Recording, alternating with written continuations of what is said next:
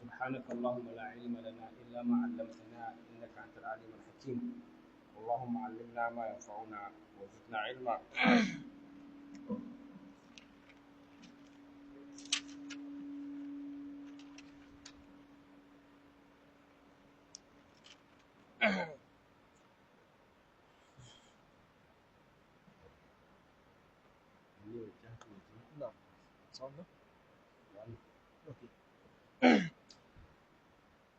أعوذ بالله من الشيطان الرجيم. بسم الله الرحمن الرحيم.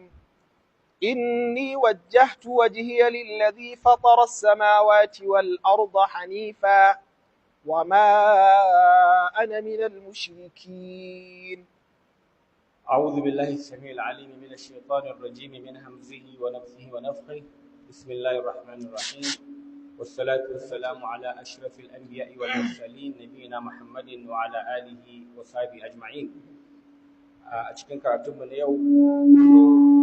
Ramadan za mu tashi da faɗin Allah subhanahu wata'ala inni wajjahtu wajhiya lillazi fatara as-samawati wal arda hanifa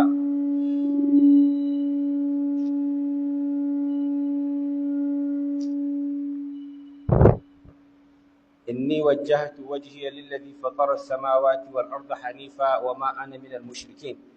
بعد النبي إبراهيم عليه السلام يا برنتا دبوتر توراري دبوتر وتا دبوتر رانا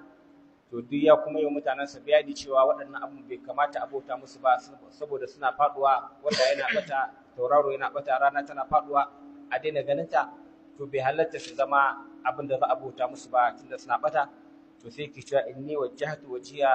qala ya qaumi inni bari'un mimma tushrikun, ya ku mutane ni na barranta, na bar wannan abu da kuke bautawa ba Allah ba, ni kuma inni wajjahtu wajhiya na fuskantar da fuskata lillazi fatara as-samawati wal arda hanifa, ga wannan Allah wanda ya faru samai da kasai, hanifan ina mai barin shirka, ina mai karkata zuwa tauhidi kadai Allah subhanahu wataala a cikin ibada. wa ma ana minal mushrikin, kuma ni bana daga cikin masu shirka masu haɗa Allah a cikin bautarsa subhanahu wataala. Wannan bayani ne na Annabi Ibrahim, tunda kamar yadda muka yi bayani ayoyin da suka shige, da ya kasance ya nuna tauraro ya ce shine Allah sa da yake bautawa. Daga nan kuma ya fahimci tauraro ba za a bauta masa ba, ya koma ya ce zai bauta wata, nan ma ya fahimci wata ba za a iya bauta masa ba saboda yana bata, ya koma ya ce zai bauta wa rana, ita ma ta faɗi ya ce ba zai bauta mata ba, shine ya koma bauta Allah subhanahu wataala. Ya ce kuma ya barranta da bautar waɗancan abubuwa, kuma ya ce ya bar shirka ga Allah subhanahu wataala. Kamar yadda muka sani ainihin shirka shine a bauta wani abu bayan Allah. Idan ya kasance mutum yana bauta gunki ko rana ko wata ko ruwa ko saniya, dukkan abin da mutum zai bauta ba Allah ba, wannan shine shirka. Kuma shirkan nan ta rabu gida biyu, akwai shirka ta ibada wanda mutum zai bauta wani abu, akwai shirka kuma karama wanda manzo Allah sallallahu alaihi wasallam yake gaya mana cewa mafi shirkar da nake jiwa al'umma ta tsoro ita ce karamar shirka. Sai suka ce ya rasulullahi wace ce karamar shirka? Shi yace arriya, mutum ya rinka aiki yana riya dan ya rinka nuna wa mutane shi na gari ne ko dan mutane su yabe shi, to wannan aikin shirka ne shi ma, amma karama, saboda ka hada bauta Allah da san kyautata wani mutumi. To shi yasa zaka ga duk abin da mutane suke na alkhairi yawanci sukan kokari su boye aikin da aka yi na boye ya fi na fili lada. Ko da sadaka ce, kamar yadda manzo Allah ya faɗa, yace sadaka, Allah ya ga mana in tubdu sadaqati fa ni'mahi, in kun bayyana sadaka to ma da lada ita, wa in tukfuha, amma in kun boye ta fa huwa khairul lakum, in ku boye ta ka ba wa talaka shi fi muku alkhairi. Haka ma gurin ibada an mutum zai iya ya kokari ya boye ta, amma wannan ba yana nufin kuma idan mutum ya samu damar yin ibada ba ko sadaka zai kiyinta saboda kada mutane su ce masa yayi riya. To shirkar hawa biyu ce, akwai babbar shirka, akwai kuma karamar shirka wanda Allah ya tsirar da shi gabarinta. Na'am. وحاجه قومه قال أتحاجوني في الله وقد هدان ولا أخاف ما تشركون به إلا أن يشاء ربي شيئا وسع ربي كل شيء علما أفلا تتذكرون. نعم. Allah ya ce wa hajjahu qaumu, mutanansa sun yi jayayya da shi, sun yi musu da shi Annabi Ibrahim alaihi salam lokacin da ya bar bautar gumaka din nan da waɗannan rana da wata da taurari ya koma bautar Allah. To akwai babansa, shi wannan baban nasa yana kera gumaka kuma yana hidimar su. Malamai suka ce har yana ba Annabi Ibrahim wannan gunkin ya je ya sayar da shi a kasuwa. To idan ya ɗauki wannan gunkin zai sai da shi, sai ya rinka gaya wa mutane na cewa zai sai abin da zai cuce shi, ba zai amfana masa komai ba. Wa zai sai abin da ba shi da amfani? To sai ta yawo, sai kuma mutane su ki siyan gunkin saboda yana gaya musu cewa wannan abin da za ku siya cutar da ku zai, ba zai amfana muku komai ba, har ya dawo da shi gida bai sai da komai ba. Wani lokacin ma idan ya tashi daga sayar da gumakan, sai ya je bakin ruwa, sai ya ajiye gunki ya zuba mai ruwa, yana cewa sha wannan ruwan, sai a gaba ya sha ruwan, yana bin jikin sai yana zubewa, yana bayyana wa mutane cewa wannan abin ba shi da rai, ba shi da amfani, cutarwa zai. To da mutanen suka ga yana ta sukan a wannan gumaka nasu, shine lokacin da aka sare su aka ce wa ake san yana zagin zai iya wannan aiki na munana gumaka, sai su ce qalu sami'na fatan yazkuruhum, mun ji wani saurayi yana ambatar su da mummunan halaye, yana bata su, yuqalu lahu Ibrahim, ana ce masa Annabi Ibrahim. To a lokacin ne suka fara jayayya da shi akan gaskiyar gumakansu, shi kuma yana ja da su akan gaskiyar Allah subhanahu wataala. Shine ta gwada musu waɗannan abubuwa na hujjoji, shine yake ce musu qala atuhajjuni fillahi wa qad hadan, ya yanzu kwai jayayya da ni a cikin tauhidin Allah subhanahu wataala bayan Allah ya shirye da ni, ya kubutar da ni daga wannan bauta ta ku ta gumaka. Na fanci cewa ba sa amfana da komai, ba sa cutar da komai, kuma wala akhafu ma tushrikuna bihi illa an yasha rabbi shay'a, bana jin tsoron waɗannan abubuwan da kuke shirka da su, ba za su yi cutar da ni da komai ba sai abin da Allah ya so a cikin mulkin sa. Wasi'a rabbi kulli shay'in ilma, ubangiji na Allah ya kewaye komai da ilmin sa. Afala tadhakkarun, yanzu ba za ku yi tintintini ba, ku amfani da wannan hakika ku fahimci gaskiya. An ce sun fara ba Annabi bayan tsoro da gumakansu ne, saboda gumakan suna da yawa, suna cewa idan ka ci gaba da zagin su, ko kana bata su, ko kana faɗin mummunan abu a kansu, to wannan gumakan za su cutar da kai, ko su haukatar da kai, ko su sa maka cuta, ko kuma ka lalace. Shi ne ke ce musu ni ba zan ji tsoron wannan abubuwan da kuke shirka da su ba, ku ce za su iya cuta ta ba, abin da zai same ni sai abin da Allah subhanahu wataala ya kaddara. To dama haka kafirai suke, suna ba wa annabawa tsoro da gumakansu, kuma yadda suka gaya wa Annabi Hud alaihi salam, suka ce inna qulu illa ataraka ba'd alihatina bisu, suka ce wannan hali da kake ciki muna ganin gumakanmu ne suka bijiran maka da wata cuta, wani abu mummuna, shi yasa ka bar hanya kake zagin su. Saboda wannan gumaka ne suka kaddara maka wannan musiba da kake ciki. To kullun kafirai sukan ba mutane tsoro da gumakansu, cewa idan mutum ya ci gaba da wannan abin za su iya cutar da shi. To wanda ya dogara ga Allah ba abin da zai baka tsoro, ko na canfi, ko na gumaka, ko na wani abu, saboda ka san ba abin da zai same ka sai Allah ya kaddara maka. Sannan kuma in kana tsaye akan hanyar Allah, Allah zai kare ka subhanahu wataala, ba abin da zai cuce ka. Shine ke gaya musu bana jin tsoron wannan gumaka na ku, duk abin da za ku yi ba zan bar wannan hanya ba, duk tsoron da za ku bani. Na'am. وكيف أخاف ما أشركتم ولا تخافون أنكم أشركتم بالله ما لم ينزل به عليكم سلطانا فأي الفريقين أحق بالأمن إن كنتم تعلمون. النبي gaba da cewa wa kaifa akhafu ma ashraktum, ya zan ji tsoron abin da kuke shirka da shi na gumakan nan. Wala takhafuna annakum ashraktum billahi, ko kuma ba ku jin tsoro cewa kun yi shirka da Allah, kun hada shi da malami nazil bihi alaikum sultana, abinda Allah bai sako da wata hujja ko wani dalili akan abota masa ba. Fa ayyul fariqaini ahqqu bil amn, a cikin waɗannan kungiyoyi guda biyu da mutane da ni da mutane da suka bi ni da ku da ku bauta gumaka, ayyuhuma ahqqu bil amn, wane ne yafi cancanta ya samu aminci daga azaba Allah, in kuntum ta'lamun, in kun kasance kun sani. Yana cewa ku ba ku ji tsoron Allah ba, ba ku ji tsoron abin da Allah zai muku na azaba ba, ba ku ji tsoron Allah zai yi fushi ya kaddama muku da azaba tun a duniyar nan ba, ba ku ji tsoron kafircewa Allah da yake ci da ku, yake shayar da ku, ya ba ku lafiya, ya ba ku iska da za ku shaka, duk ba ku ji tsoron zai iya muku komai ba. Sai ni kuma na zo da ji tsoron gumakan nan naku da ba sa ci, ba sa sha, ba sa gani, kurame ne, bebaye ne, ba sa amfanawa, ba sa cutarwa. Tunda ku ba ku ji tsoron Allah ba, yanzu za a yi ni kuma na ji tsoron waɗannan abubuwa da kuke bauta, wanda ba su da kowane irin dalili da yana cewa su abubuwan bauta ne.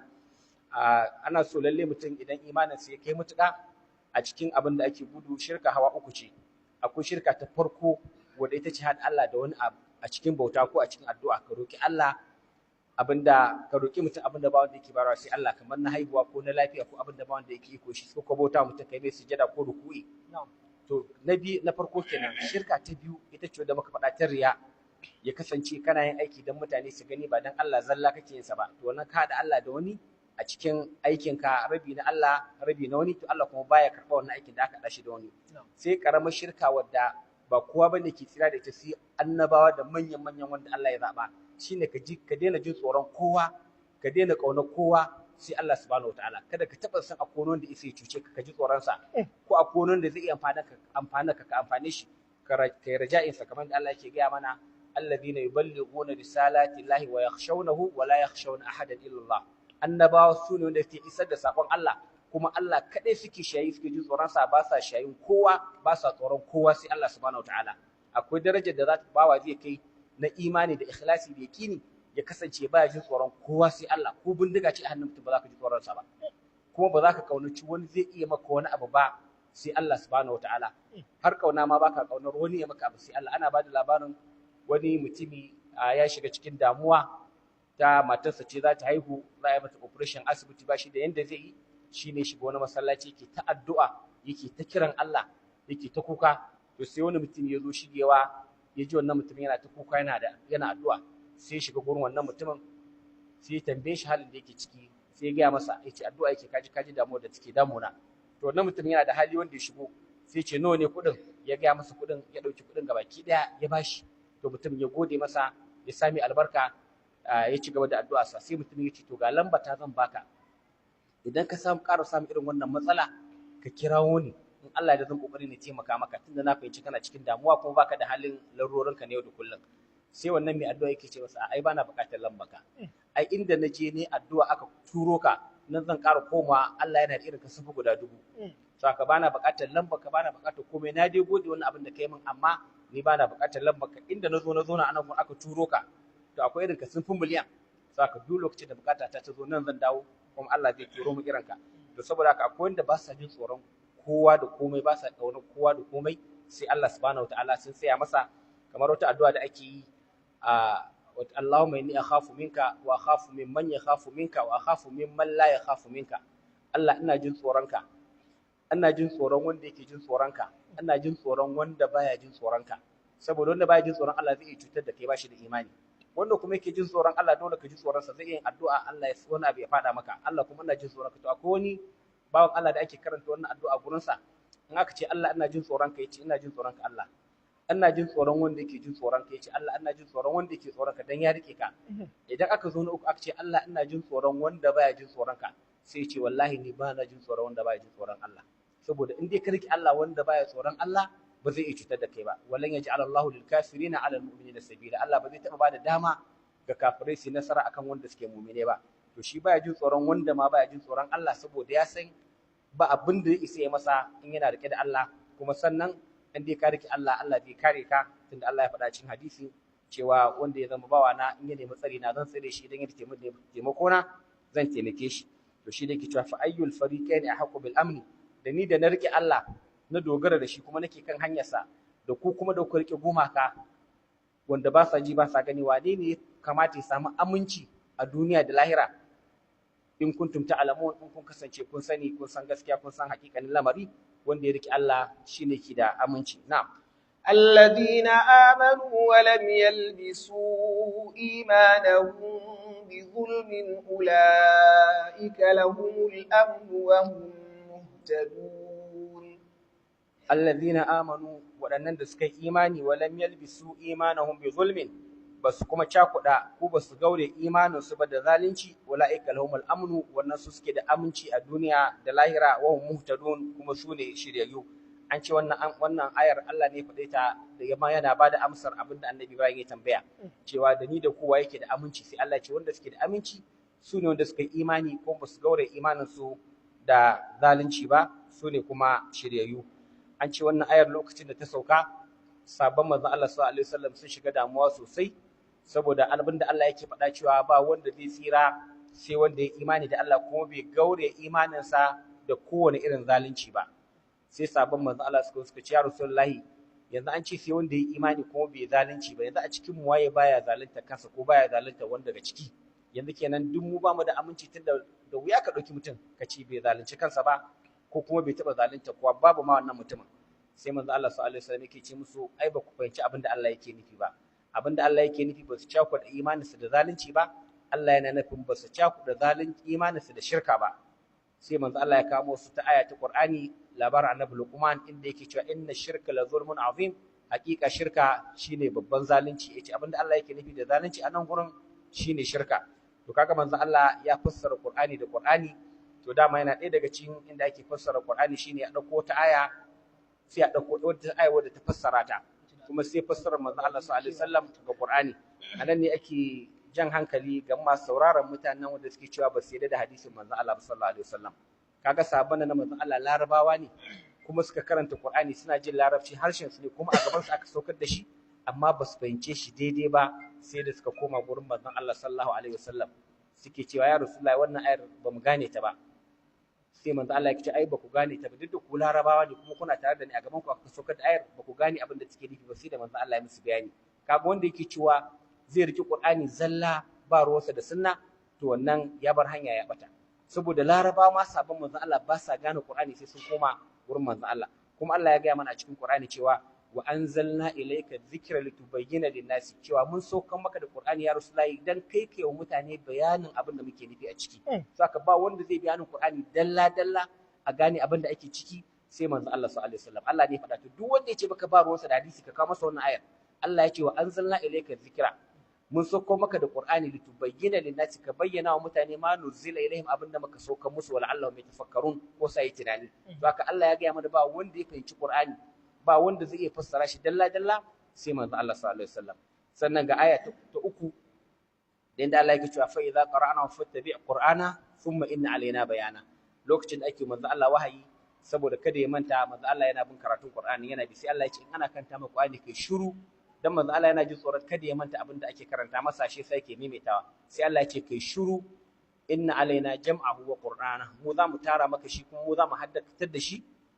idan muna karantawa kai shiru. Summa inna alaina bayana, za mu maka bayanin abin da muke nufi da waɗannan ayoyi. Kaga Allah ya gaya wa manzon Allah shi kadai ya ce mu za mu maka bayanin tafsirin Qur'ani. Saka duk wanda yake ce maka ma bai da sunna ba, zai dauki Qur'ani kai dai jahili ne, duk bai san waɗannan ayoyin ba. Tunda Allah ya ce kai aka sako Qur'ani kai bayani. Bayan kai aka sako Qur'ani kai bayani, kuma sannan Allah ya dau manzon Allah alƙawari summa inna alaina bayana, za mu maka bayanin abin da muke nufi. Saboda Qur'ani kullun a dunkule yake, baka gane abin da yake nufi sai a maka bayani. Kamar inda Allah yake cewa alladhina yu'minuna bil ghaibi, wanda suka imani da gaibu. Aina zaka samu gaibu na Qur'ani? Sai ka koma hadisin manzo Allah. Shi yanzu aka ga maka gaibu shine Allah, ba mu gan shi ba, ba mu kabari mun imani da shi ba mu je ba, aljanna mun imani da ita ba mu je ba, ba mu ganta ba, wuta ba mu ganta ba mu je ba, mun imani da ita. To Qur'ani a dunkule yake, ba wanda zai maka bayanin sa sai manzon Allah sallallahu alaihi wasallam. Saka wanda yace ba ruwansa da hadisan manzon Allah batacce ne, dhallu mudil. Kuma Allah kullum yana gaya mana a Qur'ani cewa wa anzalallahu alaykal kitaba wal hikmata, Allah ya sauko maka da Qur'ani wal hikmata, malamai sun ce ita ce sunna. Allah ya sauko maka da Qur'ani da hikima, saboda zai kace Qur'ani shine hikima ba, tunda an riga an faɗi shi anzalallahu alaykal kitaba, Allah ya sauko maka da Qur'ani wal hikmata, ba ka cewa ya ƙara sauko maka da wani littafin ba, a dole al'atafu yaqtadi al-mughayara. Idan aka ce da wanda kaza da kaza, to ɗayan ba irin na farko bane. Allah ya sauko maka da Qur'ani, ya sauko maka da sunna, saboda sunna manzo Allah ya gaya mana wa ma yantiqu anil hawa, baya magana akan son zuciya, duk abin da ya faɗa da umarnin Allah ne. Saka duk wanda yake jan mutane, kuma abin haushi jahilai da yawa suna bin wannan mutumin, yana tabbatar da su, kuma shi kansa mutum bai fahimci haƙiƙanin me sunna ba, ballantana ya aiki akan ta. Na taba jin yana wata magana cewa wai wani hadisi an zo an ce manzo Allah sallallahu alaihi wasallam ya mutu, amma ya bar dir'insa, silkensa ajiya a gurin wani Bayahudi da ya karbi wato aron wani abinci. To sai kice an ce hadisi zancen manzon Allah ne, to gashi an ce manzon Allah ya mutu, to waye faɗi wannan maganar kenan? To kurin jahilai sai suka tafi labari ne ake saka bayan manzon Allah, shi kuma aka ce hadisin manzon Allah ana nufin abinda manzon Allah ya faɗa, da abinda aka yi a gabansa, da abinda aka bayar na labarinsa, da abinda aka yi a gabansa ya shiru.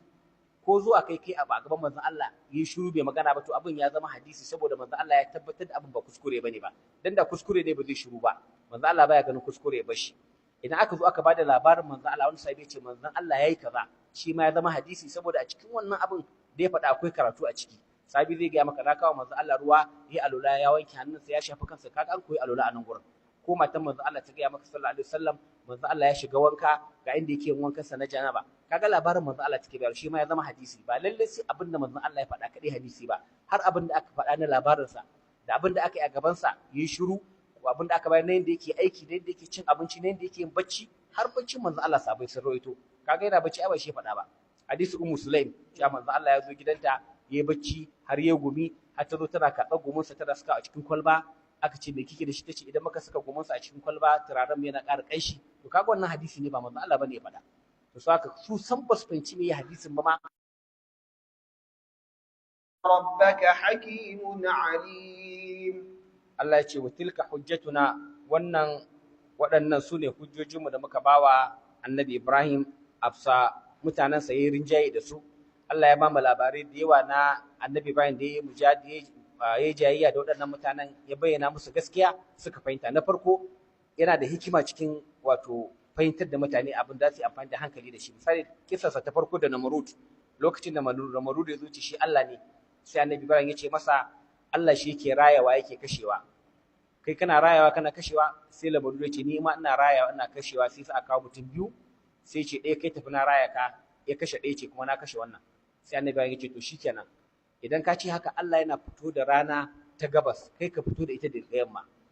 shikenan sai kus kaga ya zo masa da hujja da ya kamata ya tunani cewa shi ba Allah bane tunda ba zai fito da rana ta yamma ba kaga hujja ta farko kenan da annabi Ibrahim ya ba mutanansa sai hujja ta biyu wannan da yazo yake ce musu ga ubangiji nan wata ubangiji ne sai watan nan yazo da rana ya bace ba a ganin sa hasken rana ya shafe shi kaga ya zo musu da hujja ya kamata su tunani yazo ya ce musu tauraron ubangiji ne da rana ta zo shi ma tauraro aka daina ganin sa yazo ya ce rana ubangiji ce ranan nan da dare sai to ta bata kaga duk wannan ya kamata mai hankali ya fahimci cewa wannan abubuwan da yazo da su na hikima mai hankali zai gane cewa waɗannan abubuwan ba Allah bane ba kaga hujja ta biyu da ya ƙara zo da mutanansa wanda ya kamata su gane inda da sa da hankali sai hujja ta uku da yazo musu da ita lokacin da ya je samu waɗannan gumaka din nan ya sassare gumakan dama gumakan akwai ƙanana a gefe akwai babban sa a tsakiya to sai sassare ƙananan sai babban sai rataya mai gatarar da suka zo sai suka ce wa ya sare gumakan nan sai ce bal fa'alahu kabirum hada wannan babban nasu ne sassare waɗannan ƙanana sai suka ce ya za a iya sare su shi da baya motsi yace to ku tambaye shi ma ba gashi nan ba fasalu ku tambaye shi ba ku amsa suka ce ai baya magana sai ce to yanzu akwai kabauta abin da ba zai iya kare kansa ba baya magana baya ji baya gani kaga zo musu da hujja ta hankali ta uku to waɗannan hujjoji shine Allah ya ce waɗannan hujjojin namu muka ba annabi Ibrahim su ala qaumihi a samu mutanensa ya ƙure su ya riga ya ƙure su amma duk da haka saboda Allah bai nufe su da shirya ba masu gaskiya bane ba ba su yi amfani da waɗannan hujjoji nasu ba amma duk ƙurewa ya riga ya ƙure su ya kawo musu dalilin da ba su da amsa shine Allah ya ce na fa'u darajati man nasha muna ɗaukaka darajojin wanda muka so da annabta da ilimi da ɗaukaka kamar yadda Allah ya ba annabi Ibrahim yana ɗaya daga cikin annabawan da Allah ya ɗaukaka su sosai saboda Allah ya nuna masa malakutus samawati wal ard Allah ya nuna masa ƙarƙashin ƙasa da duk abin da yake cikinta Allah kuma ya nuna masa nasammai ma an ce an nuna masa har al'arshi har inda zai zauna a aljanna an nuna masa wa atinahu ajrahu fid dunya an ji malamai har inda gidan da zai zauna aljanna Allah ya nuna masa sannan Allah ya ɗaukaka darajarsa duk annabawan da suka zo bayan sa duka ƴaƴansa ne waj'alna fi dhurriyyati nubuwati wal kitab a cikin zurriyarsa muka saka annabta da littattafai na Allah ya aiko saka duk annabawan da suka zo bayan annabi Ibrahim dukkanin su ƴaƴansa ne dama ibn Abbas ya ce dukkan annabawa da Allah ya aiko gabaki ɗaya duka daga jinin annabi Ibrahim ne suka zo banda guda goma nan shine annabi Adam da annabi Nuhu da Shitu da Hudu da Salih da Lut da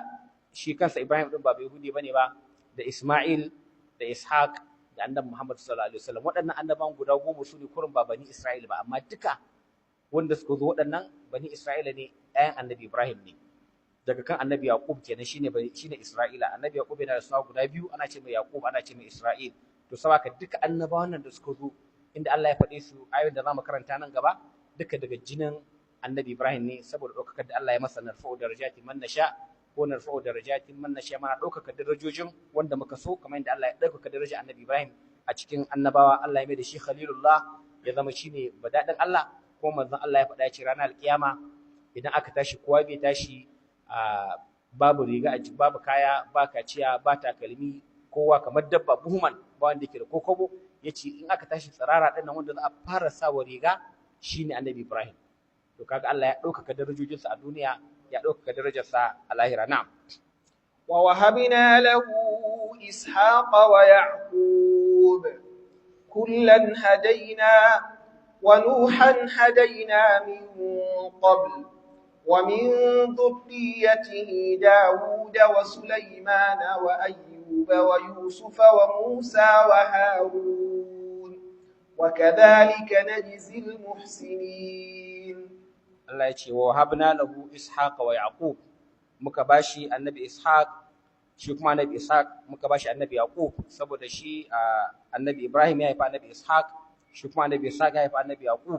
to kuma dama Allah ya yi masa bishara saboda kamar inda muka sani annabi Ibrahim sai dai wajen shekara 90 bai taba haihuwa ba ya shiga cikin damuwa ya koma ga Allah kuma yana tajjidali yana ta wato jayayya da waɗannan kafirai ya shigala to Allah sai saka masa da waɗannan ƴaƴa kuma Allah ya bashi wannan daraja kamar yadda Allah ya ce falan ma atazalahum wa ma ya'buduna min dunillahi wa habna lahu ishaq wa yaqub Allah ya mai sakayya ne da hakurin da ya da aikin da ya na ibada sai Allah ya bashi annabi Ishaq da annabi Isma'il da waɗannan ƴaƴa nasa da suka zo daga baya Allah ya ce wa habna lahu ishaq wa yaqub muka bashi annabi Ishaq da kuma annabi Yaqub jika kenan saboda dama abin da yafi farin ciki a ce mutum ya haifi ɗan nasa shi ma ya haifa to ya kuma a ce mutum da yana ɗauke kauna daga haihuwa ma dan shi annabi Ibrahim lokacin da annabawa suka mai bishara da haihuwa sai yake cewa ku daina min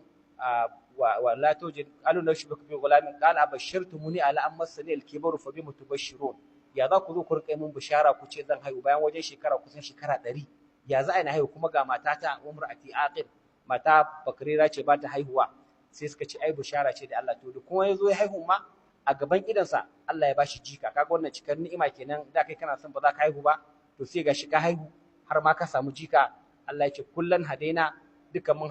shirye su da annabi Ishaq din da Yaqub din wa Nuhan hadaina min qabl Allah ya ce annabi Nuhu mun shirye shi tun farkon lamari tunda shine wato na farko bayan annabi Adam alaihi salam sai annabi Nuhu a cikin mursalai Allah ya ce min zurriyati yana daga cikin zurriyoyin wadansu malamai suka ce annabi Nuhu wadansu suka ce annabi Ibrahim amma bisa wannan tafsir na Ibn Abbas ya ce min zurriyati yana daga cikin zurriyar annabi Ibrahim alaihi salam annabi Dawuda da annabi Sulaiman da annabi Ayyub da annabi Yusuf wa Musa wa Harun da annabi Musa da annabi Harun wa kadhalika najdil muhsinin Allah ya haka muke sakawa mutane masu aiki na gargari waɗannan annabawan da Allah ya faɗa ga baki ɗayan su duka suna cikin zuriyar annabi Ibrahim alaihi salam ne waɗansu daga cikin su sarakuna ne waɗansu daga cikin su Allah ya haɗa musu mulki da dukiya waɗansu kuma Allah ya haɗa musu annabta da ibada duka gashi ba abinda Allah bai hada a cikin su ba shine kamar kagan ka duba annabi Dawud da annabi Sulaiman wadannan annabawa ne kuma sarakuna ne masu mulki annabi Sulaiman saboda mulkin sa ma har iska ce take daukan sa da tafiyar wata da shi kamar jirgin sama da kai shi tafiyar wata ɗaya da in ya tafi dawo sama tafiyar wata baban sa annabi Dawud shi ma sarki ne annabi Yusuf shi kuma kamar yadda muka sani al-Aziz ne wanda Allah ya saka dukiyar Misra gabaki ɗaya a hannunsa wa Musa wa Harun annabi Musa kuma shi kalimullah ne wanda Allah ya zance da shi da dan uwansa annabi Harun alaihi assalam wadannan duka annabawa ne masu daraja da Allah ya saka su a cikin zuriyar annabi Ibrahim alaihi salam kuma yawanci lokacin su duk kusa ne lokacin su dan da annabi Musa da annabi Yusuf da annabi Musa da Harun kusan ba su da nisa sosai annabi Musa da annabi Harun sun zo bayan annabi Yusuf ne lokacin da annabi Musa ma zai hijira zai tashi daga Misra ya koma Filistin sai da suka hako jikin annabi Yusuf suka koma da shi can saboda Misra garin kafare da su Fir'auna ba su imani ba Allah kuma ya halakar da Fir'auna da annabi Musa ya tsallaka ruwa zai koma Filistin sun dauki jikin annabi Yusuf alaihi salam sun koma da shi can to kaga annabi Musa yana bayan annabi Yusuf kenan na mu kazalika najzil muhsinin Allah ya ce haka muke sakawa masu ayyuka na gargari kamar annabi Ibrahim alaihi salam na'am وزكريا ويحيى وعيسى وإلياس كل من الصالحين وإسماعيل واليسع ويونس ولوطا وكلا فضلنا على العالمين Allah ya ce a cikin zuriyarsa kuma akwai Zakariya, annabi Zakariya alaihi salam, wa Yahya da dan annabi Zakariya din shine annabi Yahya, wa Isa da annabi Isa alaihi salam, wa Ilyas da annabi Ilyas. Allah ya ce kullum minas salihin, duka waɗannan suna ɗaya daga cikin bayan Allah na gargari. Da annabi Zakariya da annabi Yahya da annabi Isa duka ƴan uwa ne a cikin zuriya ɗaya suke. Shi annabi Zakariya zuriya Ali Imran shine babba a ciki,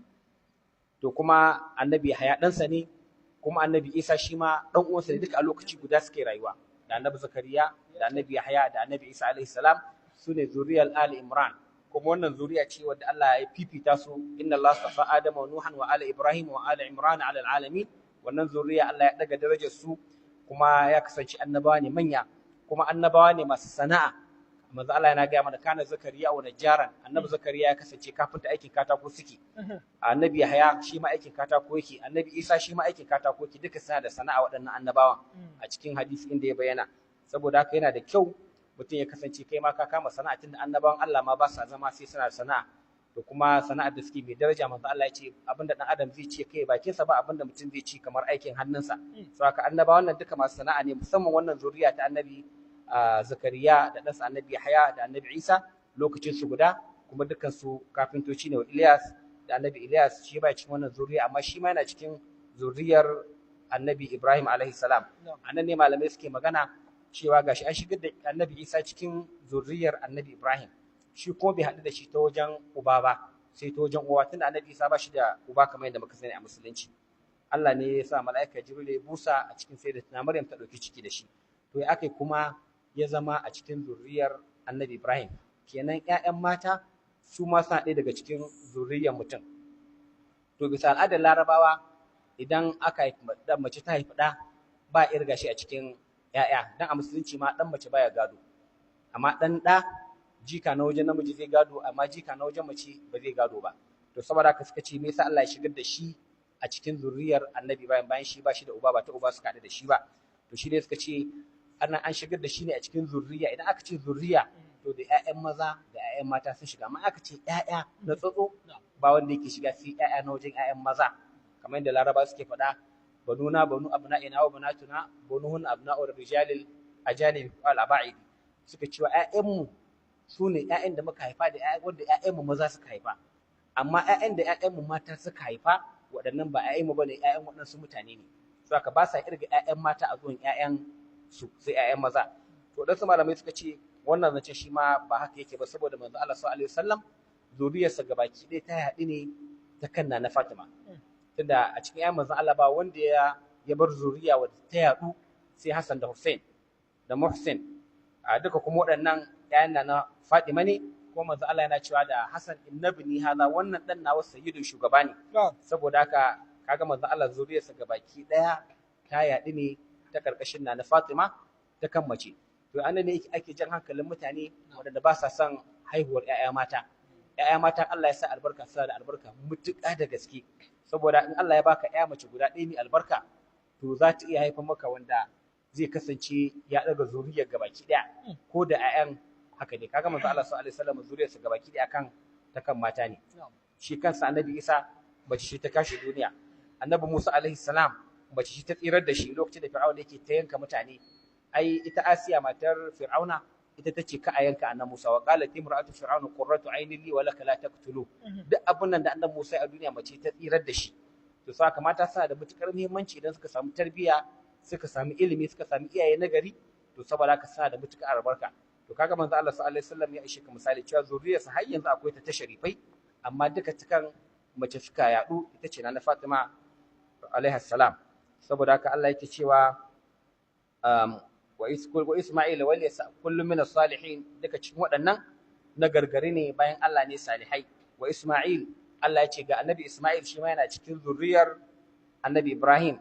kai tsaye, tunda shi ɗansa ne. Wal Yasa da annabi Yasa, wa Yunus da annabi Yunus, wa Luta da annabi Lut alaihi salam. Shi annabi Lut a ce baya cikin zuriyar annabi Ibrahim kai tsaye, dan amminsa ne.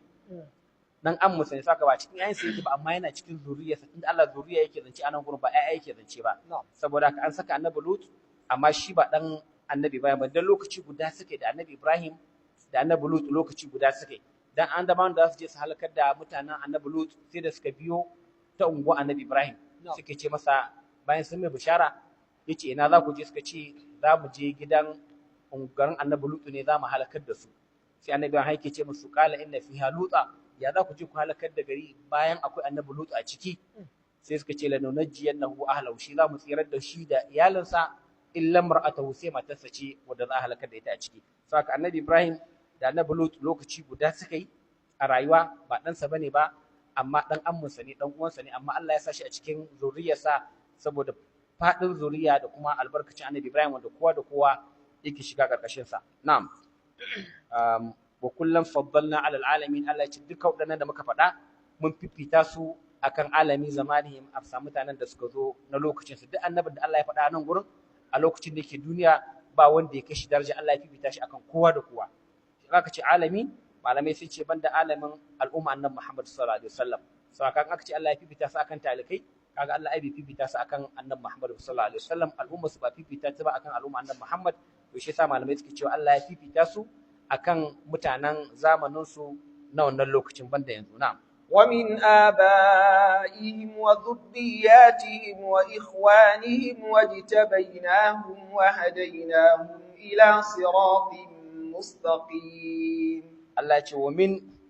daga iyayensu wa zurriyatihim da zurriyarsu wa ikhwanihim da yan uwansu akwai wanda muka zazzaba Allah ya ce a cikin iyayen annabawan nan akwai wanda su ma Allah ya zabe su suka zama bayan Allah na gari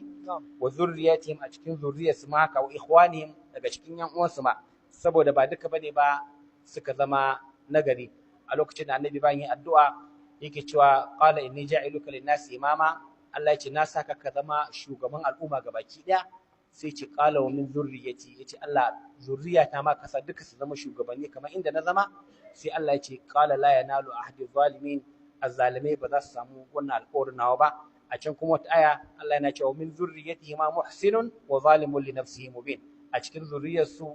akwai nagargari akwai kuma azzalimi mabayyani saboda a cikin zuriyar annabi bayan an samu wanda suka zama annabawa wanda suka zama sarakuna wanda suka zama malamai wanda suka zama annaba wanda suka zama masu daraja a duniya amma kuma an samu azzalimai a ciki wanda suka bitircewa Allah suka kafirce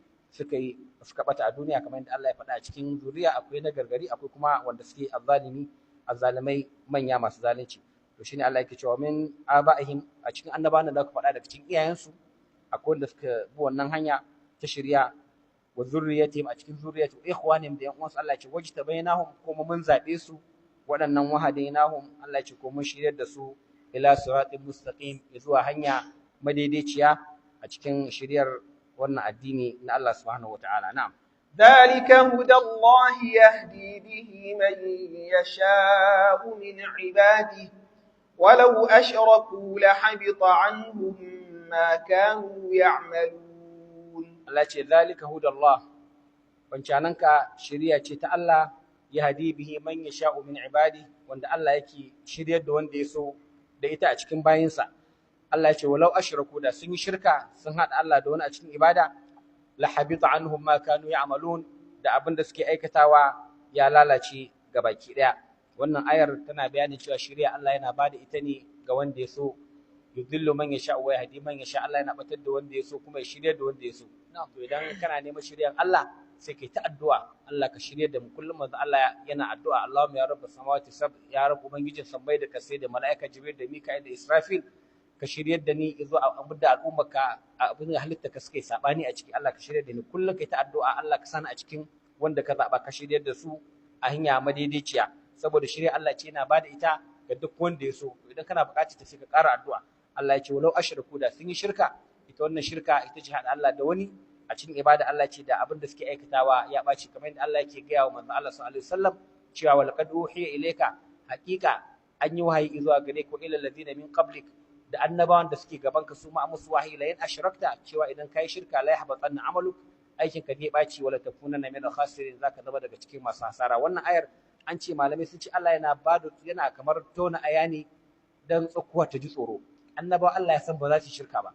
amma idan ka ji ana cewa annabi idan kai shirka zaka samu kaza to kai kuma me ya zancen ka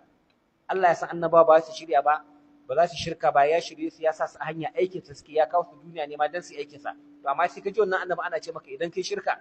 akwai matsala. To kaga kai na gefe hankalinka zai tashi ka tsorata. Saka wannan a ce khitabi ne ake gaya wa annabi, amma mu ake gayawa